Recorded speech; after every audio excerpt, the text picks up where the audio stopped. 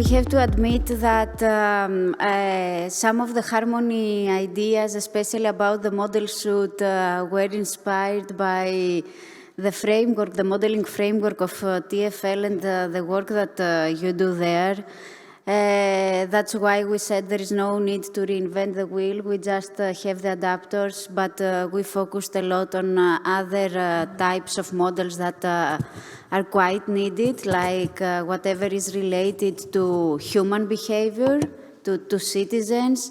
And you mentioned in the end the reasons that people mainly prefer car.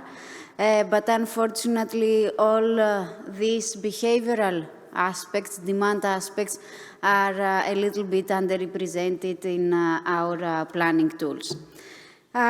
So now we move on to our first panel that is about the sustainable urban mobility plans. And I would like to invite here Simone Bosetti from TRT,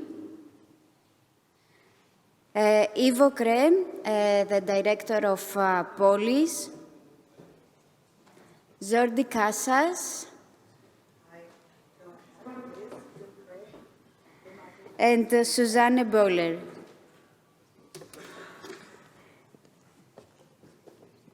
Simone. Yeah. Thank you, Maria. Good morning to everybody. I will be facilitating this discussion for this first panel today. And just a brief introduction. When we shaped the agenda for this conference today, we thought that there was the need, before starting the deep dive into the solutions that Harmony developed in the last more than 3 years, we have to start from the starting point. What are the challenges that cities are facing in terms of urban mobility? I mean, I'm very happy that Vladimir in his keynote speech already started to provide some interesting inspirations and insights about those. So what are the challenges in urban mobility? The big challenges, I mean, in terms of decarbonization, climate neutrality and digitalization. What are also the opportunities that new technologies can provide for a new set of measures and solutions? And what are the links between this changing set of urban mobility with planning tools? Because also Harmony was a lot focusing on improved transport planning within the framework of Sustainable Urban Mobility Plan. So I'm very happy that we can start the discussion with the panelists today. And I would invite each of them, first of all, to introduce themselves. So please, if you can say, introduce yourself, what is your organization, what is your expertise and your perspective in this topic. And so, please, Susanne from Rupprecht Consult. I hope it's working. Yeah, hello. Yeah, thank you, Simone. Thank you for inviting me to this very interesting conference. I'm Susanne Böhler, and I'm working for Rupprecht Consult, and I'm a team leader there, a senior advisor for integrated planning. My disciplinary background is spatial planning. I've studied spatial planning, and yes, and in the company I'm working especially on on SUMP, on sustainable mobility planning, on planning methodologies, especially how to contextualize SUMP to very different spatial context conditions in Europe, but also worldwide. Working in EU projects also to develop the methodology further and to adapt also planning methodologies to new challenges and the new mobility area. Thank you, Susanne. Yeah, I have this. Sorry, yeah. Hello, I'm Ivo Cré. I'm Director Policy and Projects at Polis. We are a network of about 110 cities and regions working on urban mobility innovation. In this field, in SUMP, I have worked together with our members and with the ERIN network on advocacy and informing EU decision makers on the current discussions of the role of urban nodes in the Trans-European network, where, as the previous speaker has said, as Vladimir has said, we are looking at an obligation for SUMPs for 424 cities on the network. So that's a big issue in the EU. For the rest, yeah, we work on bringing our members as much as possible up to speed about state-of-the-art solutions like modeling, etc. So. Thank you, Ivo. And last but not least, Jordi, please. Well, first of all, thank you, Simone, for the invitation. I'm really glad to share the stage with Susanne and Ivo. I'm Jordi Casas. I work for EIT Urban Mobility. For those that maybe do not know our organization, we are quite new. We were born during the pandemic. We are a knowledge and innovation community funded by the European Institute of Innovation and Technology. And we work with the triple and quadruple helix model. So we try to integrate in our innovation community both the public and the private sector with the academia and innovation and entrepreneurship ecosystems. We try to close the gap between innovation, research, and the market. And in my position as city development manager, I support our cities in moving forward their strategies and policies and connect them with the right innovative solutions to move forward their and to tackle their objectives. Okay, thank you. So cool. So I would like to start the discussion with some questions to our guests, our panelists. But please let's keep some time at the end of the slot for questions and answers from the audience. So I would start exactly from the title of this session, which I mean, and maybe I can address this question to Susanne first. So what are the latest and most critical mobility challenges in our cities now and in the coming future for what we can see? Yeah, yeah, thank you. And sorry, maybe also consider that you are, I mean, you have not said, but I mean, we have already seen today at least 3 or 4 times the SUMP cycle that was drafted by Rupprecht Consult. I mean, what are the implications in terms of mobility planning to tackle these challenges? Okay, yeah, thank you. Yeah, I think your presentation also ended a little bit also with the challenges which we are still facing. There are a lot of options we have and which are also tackled by and discussed and analyzed by the Harmony project. So. And what I see as a major challenge for a lot of cities and regions is that there has been already a lot of change happened. There's a huge awareness that there is a need for transformation of the mobility system, and a lot has already changed since the last 10 or 15 years, but now it's how to come to the next level. I think this is a question for a lot of cities. So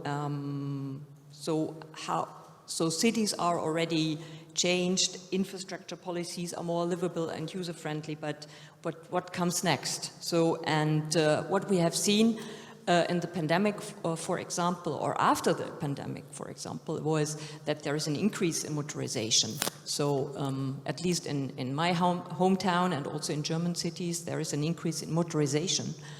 Actually, and also what we see internationally, that this is really an issue, and so that if we are not looking solely on bigger cities like urban nodes, but also on smaller cities and also internationally, so we see that car is really dominating. So and a lot of European cities have already integrated planning. Having integrated processes in place, and they are also facing they are following SUMP principles, although there are still a lot of challenges and gaps. But there, I think I would like to focus here more on implementation challenges. I think now how really to implement policy options which we know from the toolkit, from this measure toolkit we have and we know. So active mobility, land use planning, shared mobility, the facilitation of our public transport system. So how to implement those? And I think there are a lot of barriers and restraints. Which I would like to cluster a little bit like a political challenges we have. So what is the acceptance of push and pull measures, for example, I see as a huge barrier, because politicians want to be re-elected, so you need to find the right balance. So, and also you need to convince also your society. So, and there are social barriers. So, because you also need to find the right language for the change. You need also to communicate what are the benefits. And you also need to pull people out of their comfort zone, and this is very challenging also for society and for the citizens. And for sure, there are also financial restraints and necessities. So a huge investment, I think, is important. You need not only new infrastructure but new software, which also Harmony took a look at. New technologies for sure, but also additional staff in city administration. So really to cope and to deliver action. And also in my hometown, if I compare the staff for active mobility, there was 10 years ago there was only one person looking for active for cycling, and now he's in a department and they have hired 40 people. Now there are 40 people. So, and this is really something, which puts a lot of burden and also pressure on the city administration to deliver faster and better. And also, I think also a lot of pressure on the political level to provide the right pathway. Maybe a last point, which is also on urban nodes and on the regional scope. I think if we talk about decarbonization, I think this is one of the leading topics of our time, and also puts a lot of effort and pressure on our cities and regions. I think we need to look at commuting, especially, and long distance trips done by car, and how to do this, how really to tackle commuting, and therefore you really need a regional approach, a multi-governance approach, a policy dialogue with neighboring communities, and this is really something what we see as that there is still room for improvement, and that we need good processes, good models, and I think if we come to the urban nodes and the new TRT regulation, which puts more pressure on the urban nodes to come up with integrated planning, I think this is more urgent than to find good solutions for regional planning approaches. Okay, thank you, Susanne. And maybe if we can further elaborate on then, maybe focusing more on what are the, how do you see the role of new technologies, let's call them new mobility solutions that are made available by new technologies, digitalization. How do you see, and I mean, as you have seen, there were also a specific focus of the Harmony project. I mean, we work and we piloted autonomous vehicles and robots for delivering freight, urban air mobility. So those and maybe other, how do you see, and I will make this question to Ivo, how do you see their role, their limits, or their potential for improving urban mobility in the future? Yeah, I would also like to make the link to the 10T discussion and the role of urban nodes in the Trans-European network. So the urban nodes have been tasked in the current approach with a number of difficult challenges. So better intermodality for people and for freight, better connectivity. So the idea is that these urban nodes also become digital hotspots on the network, but also hotspots for carbon neutral mobility, so charging and refueling in these locations. And that at a scale that we haven't seen before. So the volume of movement we want there, the efficiency of movement we want there, the safety with which we want to have this, but also the security, cyber security, for instance, of all these interactions requires a huge digital transition and a digital leap. And so that's where also the new mobility services come in, as new carriers for people and goods, but also as ways or as services that can prove the added value of creating the scale we need with the efficiency we would need. That's on the side of the services themselves. I think if we look at all the digital tools that you have worked on, that is also super important. We are at a moment that, due to the intensity of the different crises that are converging at the moment, that we have no time to fool around. We have no time to wait much longer. And so we talk, for instance, about cities that want to be climate neutral by 2030, which is 7 years from now. So we need ways to understand impact of measures, cost efficiency of measures, but also the actual accountability of and contribution of certain new mobility services to reaching these societal goals in view of energy efficiency, intermodality, safety, etc. So I think these digital tools and the digital approach of new mobility services will help cities to understand the actual impact, to understand the contribution to the overall societal goals. But that comes, of course, with a number of questions. Can we deliver at scale? And then we have to think whether some of the solutions that we now see as far advanced, whether they are appropriate to scale. If we think about urban air mobility, 1 drone, okay, 10 drones, okay, 4,000 drones, is that what we want? Same for curbside robots and or hopefully side street space robots. So is that something that at scale will contribute, and how will they contribute to these goals and to the SUMP objectives? And also, I think we are very much in a scenario of creating an additional offer, which is necessary, which is good. But then we are in the what Susanne has called the pull measures, so creating new alternatives. But we also need new mobility services in the framework, and new tools in the framework of push measures, parking, pricing, access regulations.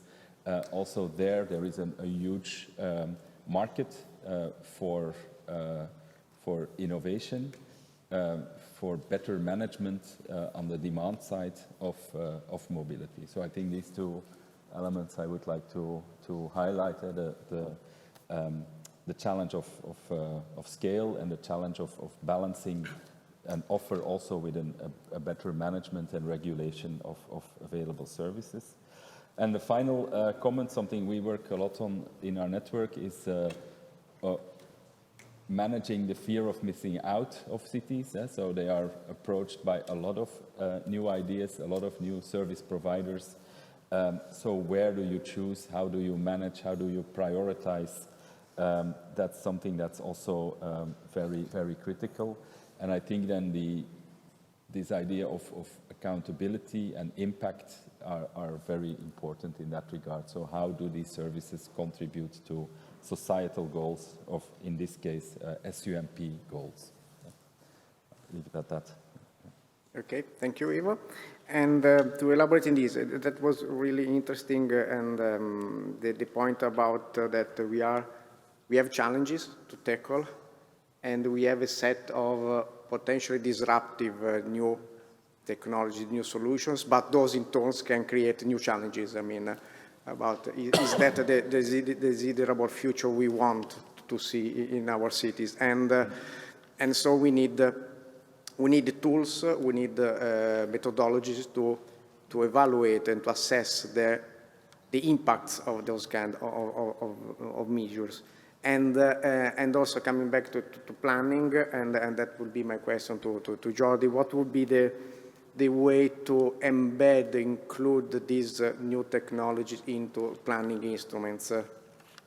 Yeah, well, I will connect with this last comment by Ivo on this FOMO, because I think that, it is clear that by nature, every new disruptive technology or new business model will have an impact in any planning process, in the already existing ones or those that are to come, okay? So I think that we should allow cities or regions to fail, to support them in creating an environment, a framework that allows them a trial and error approach towards urban mobility planning. And the kind of tools that the Harmony project has developed, I think that are quite related to this approach, no? Modeling systems, digital twins, decision support tools can support cities in assessing better the risk when a new technology or a new business model pops up unexpectedly. So I think that would be my main recommendation. And besides that, and also connected with this trial and error approach, I would say that cities and regions should try to incorporate a kind of continuous learning culture, just because it is impossible to know what is going to happen because there is too much uncertainty. So, for instance, being involved in innovative projects, pilots, tests, demonstrations, in a, I would say, living lab approach with a direct involvement of the end users, the citizens, collaborating with your local and regional ecosystem, with the key stakeholders, the academia, the private sector, associations, citizens, and creating a knowledge transfer culture that allows the city to continue a continuous learning experience that will help them in better integrating what is to come, these new disruptive new technologies or business models will certainly be much more easy to integrate if this continuous learning culture is in place. Mm-hmm. Yeah, thank you. Now, this is a relevant point, and I will come back to this later. And maybe just to make a second round, I mean, this is one of your recommendations to cities. I wonder if there are any other recommendation that you could do to cities on how to improve mobility and tools to tackle mobility challenges in the future. And Susanne?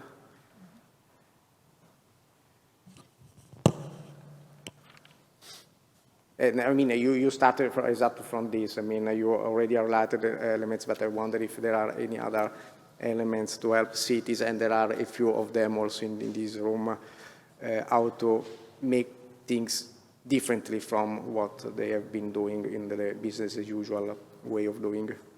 Yes, I think that what Ivo mentioned, I think that would be my also my final recommendation. So do not wait.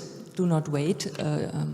Do not wait for a certain technology or a certain application. I think there is no time, and there is a need to start, but also to think about how to what can really support my planning methodologies. So I think that, for example, the new technology, especially for data collection, so which I think would be very helpful on city and also on the regional level. To have a better agile monitoring of actually what is taking place in real time in my environment, and also to better react to the current mobility situation, and from there also to draw actions. But so you need both. You need agile planning to really focus on what is actually happening, but you also need to follow your mobility strategies, your long-term goals. And this is what SUMP provides. I think that it's kind of a plan, but also a process, and with this process, long-term development goals for mobility will be defined and should also facilitate the decision-making process. I think there is what I see is the main goal of SUMP, to facilitate the decision-making process and to select the right measures which really provide the impact. So therefore, I think that the principal ideas of SUMP to have a strategy, a long-term strategy, which goes along with short-term actions and which have been developed in a cooperative process. I think this is still stable. I think that in future we have a multitude, also due to these new technologies, a multitude of other stakeholders and investors in the mobility field, which needs to be integrated. I think this is definitely a new challenge for the planning process, but also a big opportunity to come to better solutions. Okay, thank you. I don't know if Ivo, you can say some final remarks before opening the question from the audience. Please. Yeah, in my preparation, it actually coincides very well with what Maria presented at the start. I think the starting point is that in SUMP, we and also in how SUMP is now in the Trans-European Network concept, we don't look enough at land use planning. And in the last years, we've seen a real-time shift of the use of our buildings in cities, from offices to housing, from shops to ghost restaurants or whatever. So you see a very frequent and high-speed reallocation of functions in our urban space, which we really need to take into account in our SUMPs. And I think the Harmony suite gives a start to take that into account. Agreeing with Susanne, we have to look at the functional urban area as the environment where the SUMP action happens, but we also have to work at neighborhood level, at the level of the daily operations of mobility, and there as well the Harmony tools help to bring these two together, where we see that this neighborhood mobility becomes super sensitive, and that's my my next to last comment. So I think we are in an age where this topic is sucked into the culture war also. If you look at what's happened in the UK in the recent weeks on the 15-minute city, it's very disturbing. It's a simple planning concept of proximity, using the immediate surrounding of where people live, and also as the place where you find certain functions like food, schools, care, etc. That becomes some kind of becomes a very contentious concept suddenly.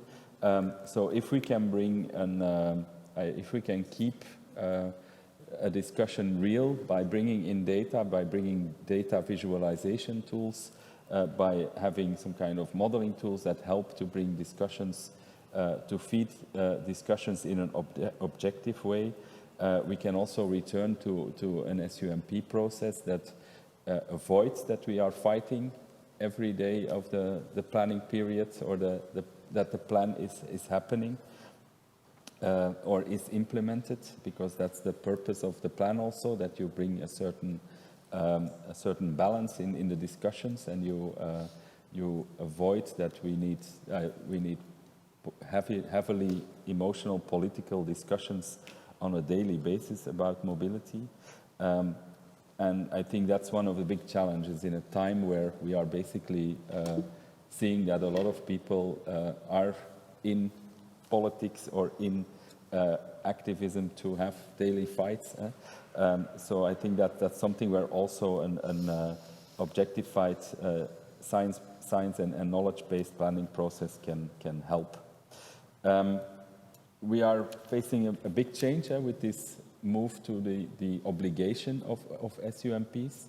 That will bring a lot of the discussions to the national level also, that is required to implement the new obligation for the urban nodes to have SUMPs.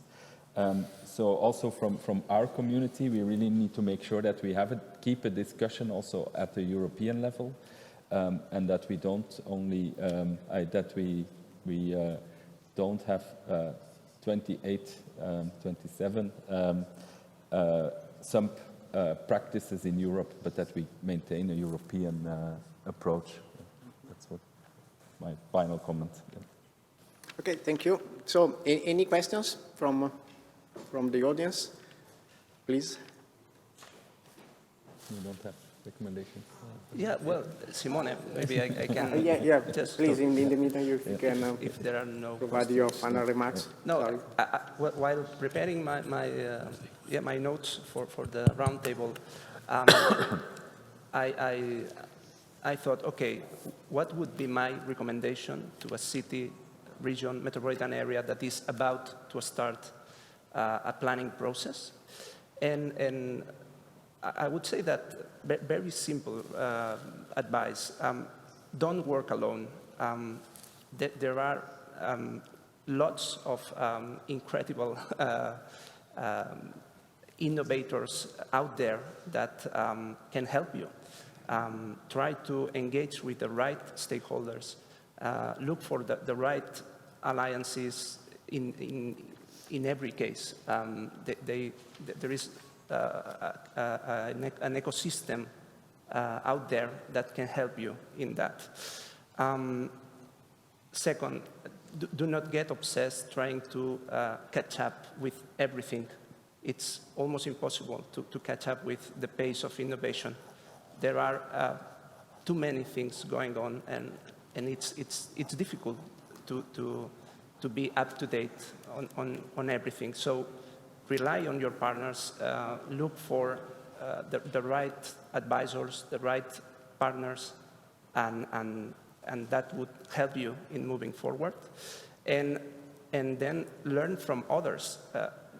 For sure, there are other cities with facing the same challenges as you, as a city, is experiencing. So look for communities, networks, projects like Harmony, where you can exchange your experiences with other peers learn from their experience and understand the obstacles, barriers they have overcome, and that would certainly help you in moving forward these challenges of your urban mobility planning process. Okay, thank you.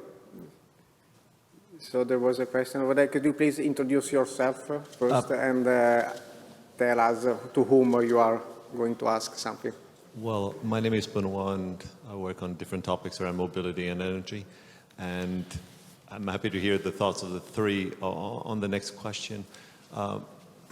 Thinking of, sustainability, those aspects, the fact that there are, a given budget towards carbon neutrality for a city, where the budget can be applied for, buildings or mobility or land use, it was mentioned, but also typically hydrogen. Do we use it for mobility? Do we use it for decarbonization of industries or, agriculture? How do you feel that those transverse skills, the ability to think beyond the mobility silos, are currently developed in cities, and maybe how do the modeling tools that currently exist do help with this kind of transverse thinking and decision making between the silos? Who wants to answer?